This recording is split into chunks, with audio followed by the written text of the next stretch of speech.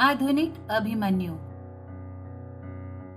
मुजफ्फरपुर के collector woodman और police प्रमुख आर्मस्ट्रांग तुरंत वहां पहुंचे। वुडमैन ने उसी क्षण से खोजबीन शुरू की। तैजुद्दीन और दूसरे सिपाहियों से उसने बम फेंकने वालों का पूरा वर्णन प्राप्त किया और अखबारों में दूसरे ही दिन उसे छपवा लाने का प्रबंध किया। हथियार चलाने वालों की गिरफ्तारी के हेतु रुपए 5,000 का इनाम घोषित किया। चालाक खुफिया पुलिस का गुट बनाकर उसी रात सभी और उन्हें भेज दिया। उनमें से फतेह सिंह और शिव प्रसाद, ये दो सशस्त्र खुफिया पुलिस, बड़े सबेरे नैनी स्टेशन पर उतरे। उन्होंने 2 गाड़ियों में बड़ी सतर्कता से तलाशी की। तीसरी गाड़ी आने में देर होने से वे मंडी में टहलने निकले।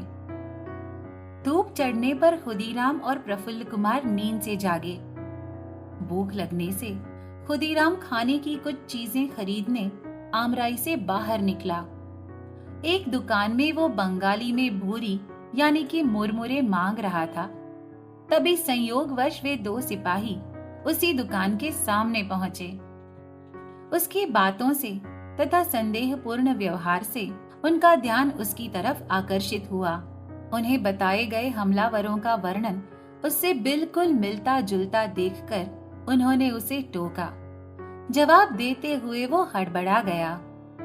जेब में से पिस्तौल निकालने का प्रयास करते हुए वो वहां से भागने लगा। फिर भी पीछा करते हुए उन्होंने उसे दबोच ही लिया। मुजफ्फरपुर को तार भेजकर पहली ही गाड़ी से दोनों सिपाही उसे लेकर मुजफ्फरपुर रवाना हुए। यात्रा के दौरान उसे पता चला कि किंग्सफोर्ड बच गया। सुनकर वो बहुत उदास हुआ।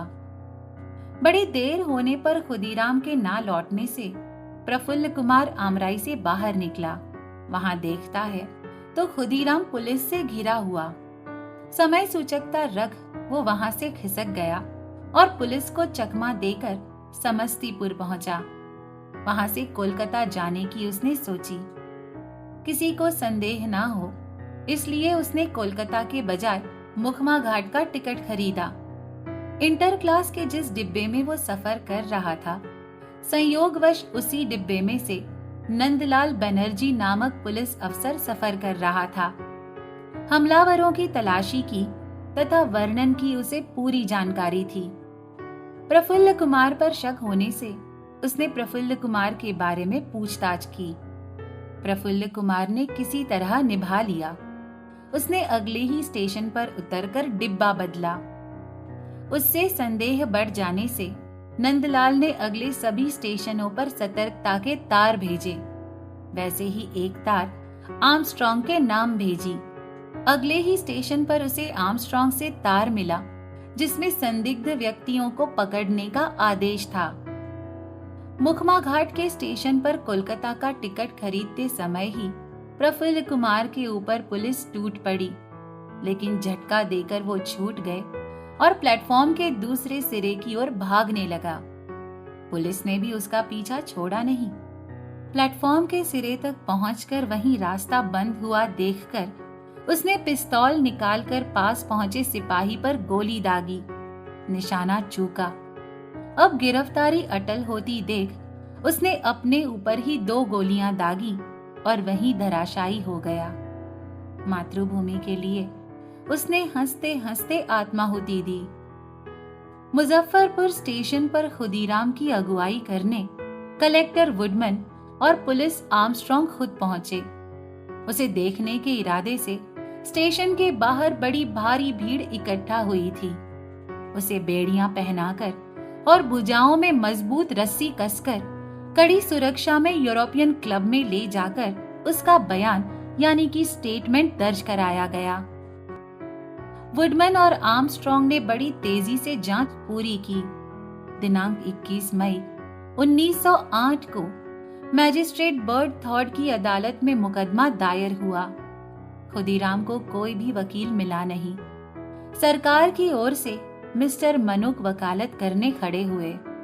सवेरे 6:30 बजे अदालत का कामकाज आरंभ होता था तो वो सीधे रात 8 बजे तक चलता था। दिनांक 23 मई 1908 को मुकदमा सेशन कमिट हुआ।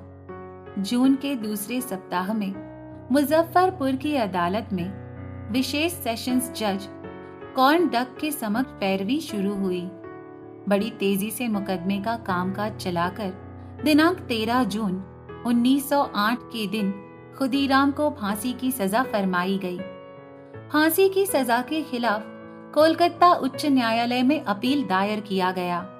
अपील की सुनवाई ब्रेट और रिम्स इन दो न्यायाधीशों के समक्ष दिनांक 8 जुलाई 1908 को शुरू हुई और दिनांक 13 जुलाई को अपील खारिज करते हुए फांसी की सजा पर मुहर लगाई गई। दिनांक 11 अगस्त 1908 को फांसी देने का आदेश जारी हुआ। दिनांक 11 अगस्त 1908 का सूरज निकल रहा था। उसी समय खुदीराम बोस अपने हाथ में भगवत गीता लिए खुद ही चलकर वध स्तंभ पर चढ़ गया और धीरोदात्त वृत्ति से फांसी चढ़ गया।